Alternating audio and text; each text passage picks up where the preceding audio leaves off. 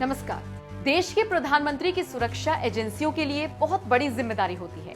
PM को हमेशा सुरक्षा के गोले में रखा जाता है। प्रधानमंत्री को Z+ सुरक्षा के साथ साथ स्पेशल SPG कवर दिया जाता है। जब भी पीएम कहीं जाते हैं तो उससे पहले उस एरिया का हर एक कोना गहनता से जांचा जाता है। जरा सोचिए, ऐसी सिक्योरिटी जहां परिंदा भी पर नहीं मार सकता, वहां पर बॉम्ब प्लांट कर दिया जाए, क्या हुआ? चौंक गए ना? लेकिन ऐसा हुआ था। पीएम मोदी की जनसभा में उनकी स्टेज के बिल्कुल ठीक नीचे बॉम्ब लगाया गया था। इतना ही नहीं, पूर्व प्रधानमंत्री राजीव गांधी और इंदिरा गांधी की हत्याओं को भी सुरक्षा एजेंसियों की नाक के नीचे ही अंजाम दिया गया। आखिर ये सब कैसे हो पाया? चलिए आपको विस्तार से बताते हैं। 27 अक्टूबर 2013 को पटना के गांधी मैदान में मौजूदा प्रधानमंत्री नरेंद्र मोदी की जनसभा होनी थी। उस वक्त नरेंद्र मोदी पीएम पद के दावेदार थे। लोगों से बीजेपी के पक्ष में वोट करने के लिए अपील करने जा रहे थे। नरेंद्र मोदी पटना पहुंचते उससे पहले खबर आई कि पटना में कई जगह बॉम्ब ब्लास्ट हुए हैं। एक धमाका गांधी मैदान में ही हुआ, जहां पर आम जनता के साथ साथ कई बीजेपी नेता मोदी के आने का इंतजार कर रहे थे। वैसे इस मैदान में 3 लाख लोगों के आने की संभावना थी, लेकिन उससे पहले ही धमाका हो गया। इस बॉम्ब ब्लास्ट में 6 लोगों के मारे जाने की खबर थी। सबसे दिलचस्प बात यह है कि पटना में सीरियल बॉम्ब ब्लास्ट होने के बावजूद मोदी ने वहां जाकर जनसभा को संबोधित किया था। अब बात करते हैं पूर्व प्रधानमंत्री राजीव गांधी की।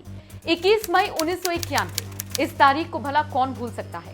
Farmer prime minister Rajiv Gandhi Tamil Nadu के श्री पेरुम्बुदूर में अपनी पार्टी के कार्यकर्ताओं से मुलाकात करने के लिए गए थे। इसी बीच उनका ध्यान एक ऐसी लड़की पर जाता है जो पुलिस से बहस कर रही होती। वो हाथ में माला लिए बस बार बार यही कह रही थी कि उसे राजीव गांधी से मिलना है, उनके पैर छूने हैं।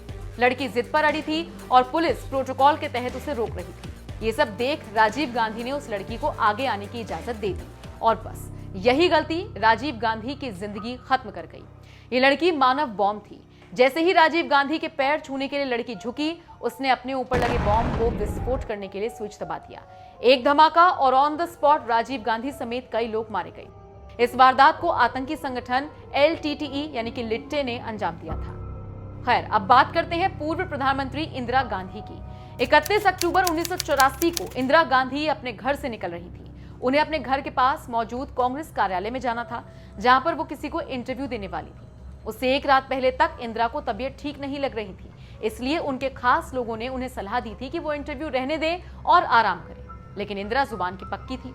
खैर, तय कार्यक्रम के मुताबिक वो घर से निकली तो, लेकिन मंजिल तक नहीं पहुंच सकी क्योंकि उनके 2 सिक्योरिटी गार्ड्स ने उन्हें गोलियों से ठोक दिया। दरअसल इंदिरा गांधी के आदेश पर हुए ऑपरेशन ब्लू स्टार में खालिस्तानियों के साथ साथ कुछ श्रद्धालु भी मारे गए थे। इसी से नाराज और बदले की भावना पाले हुए उनके 2 गार्ड्स ने इंदिरा गांधी पर ताबड़तोड़ गोलियां बरसा दी। हैरानी की बात यह थी कि बेअंत सिंह, जिसने इंदिरा गांधी पर सबसे पहले गोलियां चलाई, वो उनकी सिक्योरिटी में पिछले 10 सालों से लगा हुआ था।